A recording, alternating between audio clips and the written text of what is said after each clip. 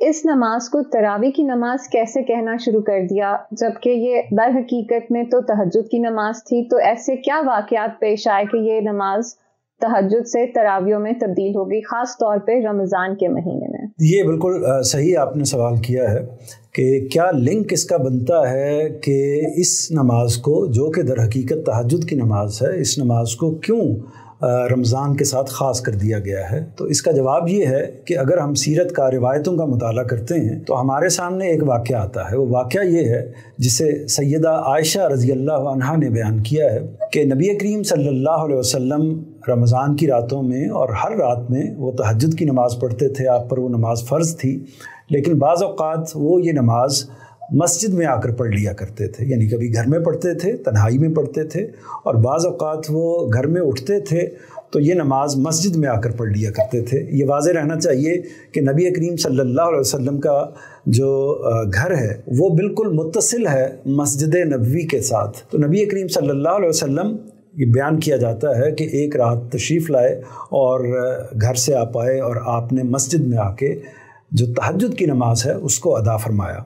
تہجد کی نماز ادا فرمائی۔ اس موقع پر اسی مسجد کے اندر بعض دوسرے اصحاب بھی موجود تھے، بعض دوسرے لوگ بھی موجود تھے جو تہجد کی نماز کو ادا کرنے کے لیے مسجد میں اس خاص موقع پر آئے ہوئے تھے۔ ظاہر ہے کہ یہ آدھی رات کا وقت تھا، تو وہ لوگوں نے جب یہ دیکھا کہ نبی کریم صلی اللہ علیہ وسلم کھڑے ہیں اور آپ تلاوت فرما رہے ہیں، نماز پڑھ رہے ہیں، ان کو معلوم تھا کہ یہ تہجد کی نماز ہے جو وہ پڑھ رہے ہیں، تو اس کو دیکھتے ہوئے لوگ آپ کے پیچھے آ کر کھڑے ہو گئے، یعنی آپ کی اقتداء میں آ کر کھڑے ہو گئے۔ حضور گویا کہ امامت فرما رہے ہیں، لوگ پیچھے آ کر کھڑے ہو گئے۔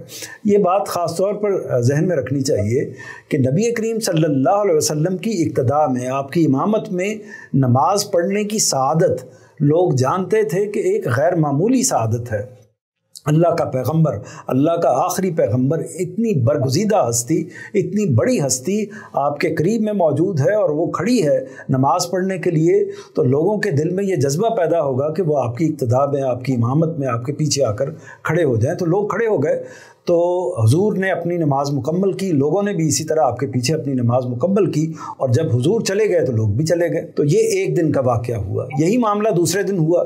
دوسرے دن بھی حضور اسی طرح آئے اور آپ نے اپنی تہجد کی نماز ادا کی۔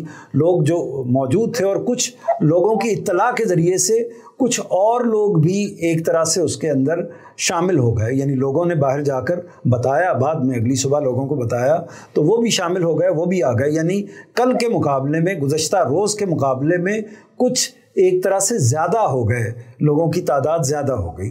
تو یہ دوسرا دن ہوا۔ تیسرے دن بھی یہی معاملہ ہوا۔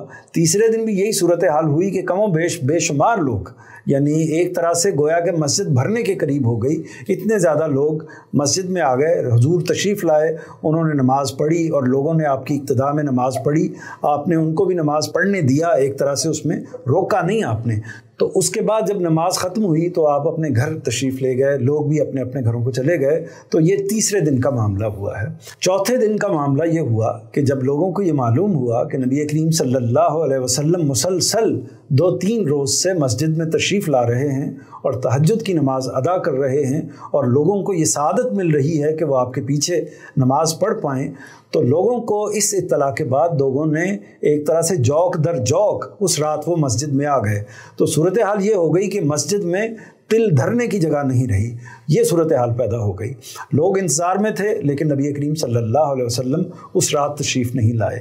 پھر جب صبح ہوئی، لوگ صبح یعنی فجر کی نماز کے لیے آئے، تو حضور بھی تشریف لائے نماز پڑھانے کے لیے۔ آپ نے نماز پڑھائی، اور نماز پڑھانے کے بعد آپ نے خطبہ دیا، یعنی آپ نے گفتگو فرمائی، تقریر فرمائی، اور لوگوں سے کہا کہ دیکھیے، مجھے معلوم تھا کہ آپ لوگ آئے ہوئے ہیں، میں کئی دن سے آ رہا تھا، 2-3 دن سے آ رہا تھا، اور اب بھی مجھے معلوم تھا کہ آپ لوگ یہاں پر آئے ہوئے ہیں، لیکن میں نے جان بوجھ کر یہ فیصلہ کیا کہ میں آج مسجد میں نہیں جاؤں گا، یعنی اس موقع پر، تہجد کے موقع پر مسجد میں نہیں جاؤں گا۔ یہ فیصلہ میں نے اس لیے کیا کہ مجھے اس کا امکان تھا یا اس کا خیال تھا کہ ایسا نہ ہو کہ یہ نماز تم لوگوں پر فرض ہو جائے، یعنی 5 نمازوں کے ساتھ ایک چھٹی نماز تہجد کی نماز جس طرح میرے اوپر اللہ تعالیٰ نے فرض فرمائی ہے، اسی طرح کہیں آپ کے اس شوق کو دیکھ کر، آپ کے اس ذوق کو دیکھ کر اللہ تعالیٰ آپ پر بھی یہ نماز فرض نہ کر دیں، اور جب فرض ہو جائے تو بعد میں چونکہ یہ اس میں رات کو اٹھنا پڑتا ہے،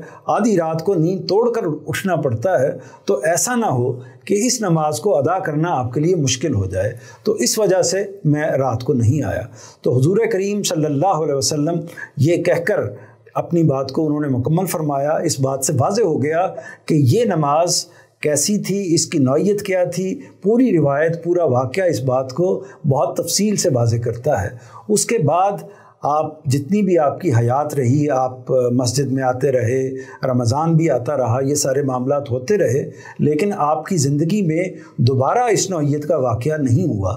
اگر کوئی اس طرح کا واقعہ ہوتا تو ظاہر ہے کہ وہ بھی روایتوں میں آ جاتا۔ تو آپ نے اس نماز کو ان 3 دنوں کے علاوہ باجماعت نہیں پڑھایا، بلکہ آپ کے اس عمل سے اسی بات کی تلقین ایک طرح سے لوگوں کے سامنے آئی کہ اس کو انفرادی طور پر تنہائی میں الگ سے پڑھنا چاہیے۔